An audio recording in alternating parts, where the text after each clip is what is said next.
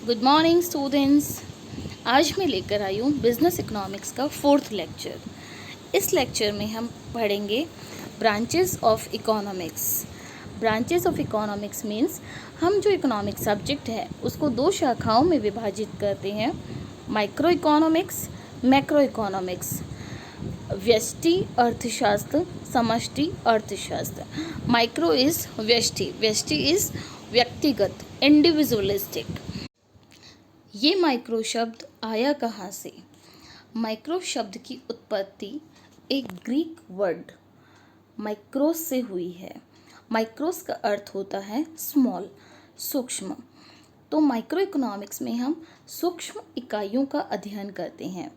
Micro economics is the study of economy at the level of individual. यहाँ पे हम economy की study individual, व्यक्तिगत स्तर पर करते हैं। व्यक्तिगत से अर्थात व्यक्तिगत से यहाँ हमारा आशय केवल इंडिविजुअल पर्सन से नहीं है।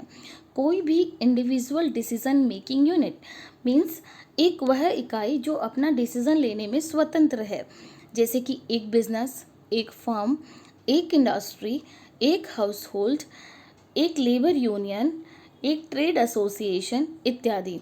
So micro is study eight individual level. देखिए, कंफ्यूज नहीं होना है। इंडिविजुअल लेवल का मतलब इंडिविजुअल पर्सन से ही नहीं है, बल्कि इंडिविजुअल पर्सन के अलावा और भी इकाइयों से है।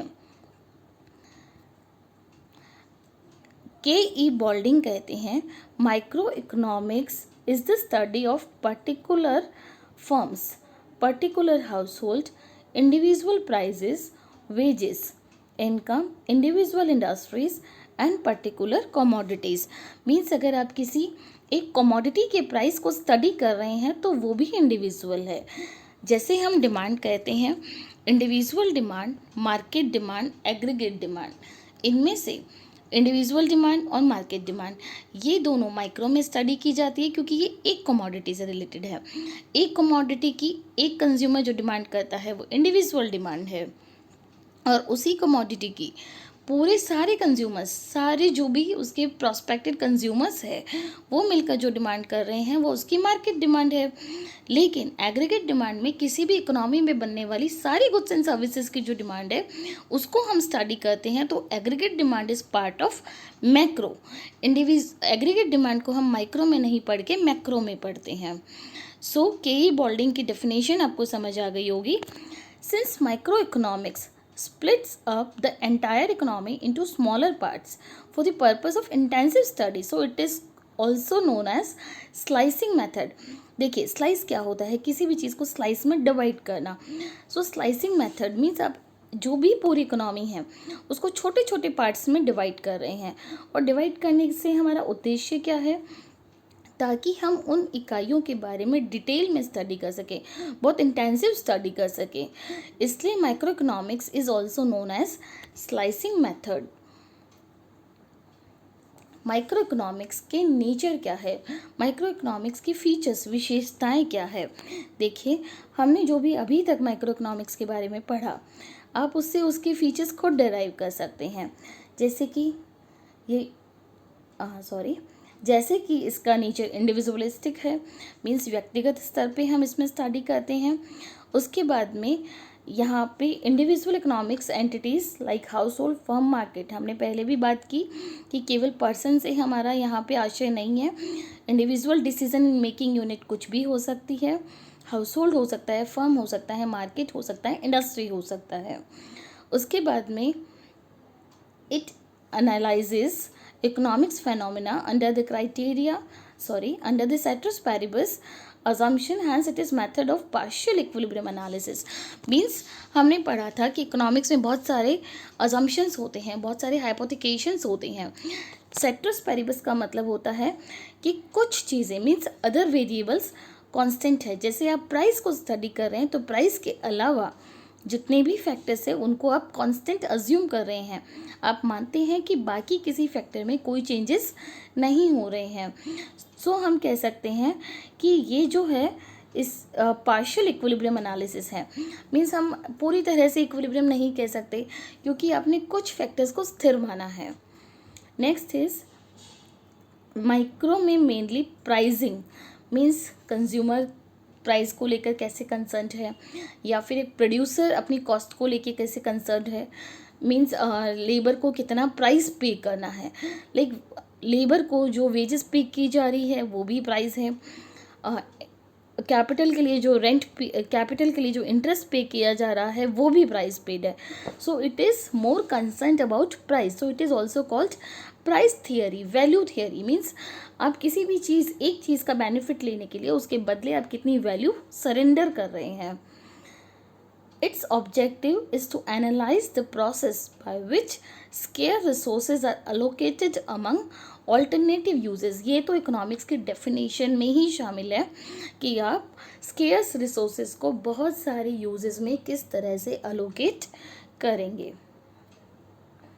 माइक्रो इकोनॉमिक्स में क्या क्या चीज़ें हम इंक्लूड करते हैं.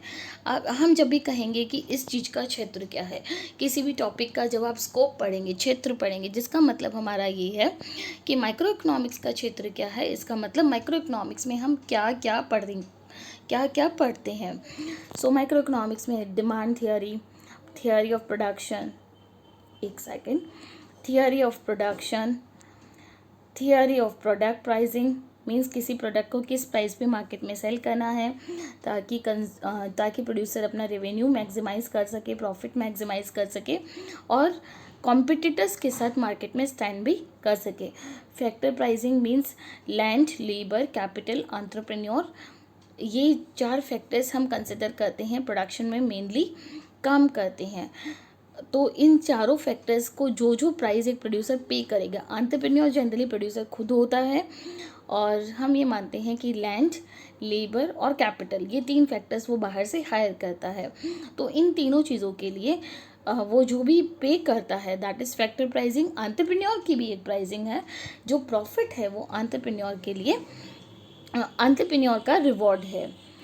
उसके बाद में theory of economics welfare means आप जिस सोसाइटी में रह के आपका बिजनेस चला रहे हैं उस सोसाइटी के वेलफेयर के लिए आप क्या कर रहे हैं. So this is the scope of microeconomics. What are the uses of microeconomics. Microeconomics is helpful to understand the working of the economy means एक इकोनॉमी में किस तरह से पूरा कार्य होता है, किस तरह से लोग अपना डिसीजन लेते हैं. लोग का मतलब है जो भी इकोनॉमिक एंटिटीज़ है. Economic entities means consumer, producer, saver, investor, everyone are economic entities.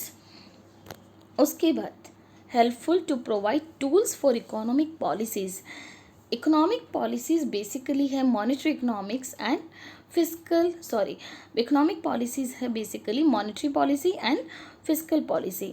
तो monetary policy and fiscal policy जो कि reserve bank of India, central government of India और भी जिस तरह के बजट स्टेट गवर्नमेंट बनाती है, उन सारी इकोनॉमिक पॉलिसीज़ को डिसाइड करने के लिए उन्हें माइक्रो लेवल पे स्टडी करना पड़ता है कि माइक्रो लेवल पे कंज्यूमर किस तरह से बिहेव करता है. So it helps in preparing economic policies. Next is it is helpful in formulating sectoral policies. Sector is agriculture sector, industrial sector, service sector. कौन से सेक्टर में सब्सिडी देना है, कौन से सेक्टर में लोन्स की रेट को हाई करना है, कौन से सेक्टर में इजी लोन प्रोवाइड करना है. तो डिफरेंट सेक्टर्स, प्रायोरिटी सेक्टर्स हैं तो इजी पॉलिसीज़ होगी, और जो स्पेकुलेटिंग सेक्टर्स है, सट्टेबाजी है, उनको डीमोटिवेट करने के लिए उनके लिए जो गवर्नमेंट पॉलिसीज़ बनाएगी वो पॉलिसीज़ थोड़ी सी टफ होगी, रेस्ट्रिक्टेड पॉलिसीज़ होगी. सो माइक्रो इकोनॉमिक्स का स्टडी करने के बाद ही, इंडिविजुअल लेवल पे स्टडी करने के बाद ही गवर्नमेंट इस तरह से सेक्टरल पॉलिसीज़ डिफाइन कर सकती है. It is helpful in efficient allocation of resources. जहाँ भी इकोनॉमिक्स की बात आएगी वहाँ पे रिसोर्सेज के एफिशिएंट अलोकेशन की बात तो आएगी ही आएगी. रिसोर्सेज का वेस्टेज नहीं होना है, जितने रिसोर्सेज है उसका मैक्सिमम यूटिलाइजेशन होना चाहिए. Next is it is helpful in the study of human behaviour. Economics है ही ह्यूमन बिहेवियर की study. It is a social science जो ह्यूमन बिहेवियर को स्टडी करता है. Next is micro economics helps in taking business decisions कि किस तरह से आप अपने रिसोर्सेज का ऑप्टिमम यूटिलाइजेशन कर सकते हैं, आप मार्केट की डिमांड कैसे एनालिसिस करेंगे, प्रोडक्ट की कॉस्ट क्या आ रही है, वो कॉस्ट जो है आपको कंपटीशन में स्टैंड करने में हेल्प कर रही है नहीं कर रही है। आप अपने प्रोडक्ट की प्राइस क्या रखेंगे, उसके बाद में आपको प्रोडक्शन का क्या लेवल रखना है। मींस प्रोडक्शन बहुत ज़्यादा भी नहीं हो कि स्टॉक बहुत ज़्यादा बच रहे हैं, और प्रोडक्शन कम भी नहीं हो कि अगर मार्केट में डिमांड अचानक बढ़ जाए तो आपको हाथ खड़ा ना करना पड़े। So these are some points which defines कि हम माइक्रो इकोनॉमिक्स का क्या यूज़ है। Next is, just a second, sorry,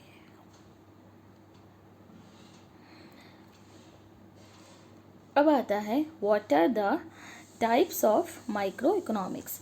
देखिए, माइक्रो इकोनॉमिक्स को हम 3 पार्ट्स में डिवाइड करते हैं। Microstatic, comparative microstatic, micro dynamic. इसमें आप देख रहे हैं 2 वर्ड्स हैं, स्टैटिक, डायनेमिक। स्टैटिक मतलब स्थिर, डायनेमिक मीन्स गतिशील। तो इन टाइप्स को डिटेल में पढ़ने से पहले हमको स्टैटिक इकोनॉमिक्स और डायनेमिक इकोनॉमिक्स को डिटेल में पढ़ना रहेगा, जो हमारे नेक्स्ट लेक्चर्स का पार्ट है। हम स्टैटिक और डायनेमिक इकोनॉमिक्स को पढ़ने के बाद इन माइक्रो के टाइप्स को डिटेल में पढ़ेंगे। तो आज के लिए इतना ही। आप इस लेक्चर को 1 बार 2 बार ध्यान से देखिए, ध्यान से पढ़िए और अपने डाउट्स को लिख लीजिए और मुझे मेल कर दीजिए। Okay students, bye.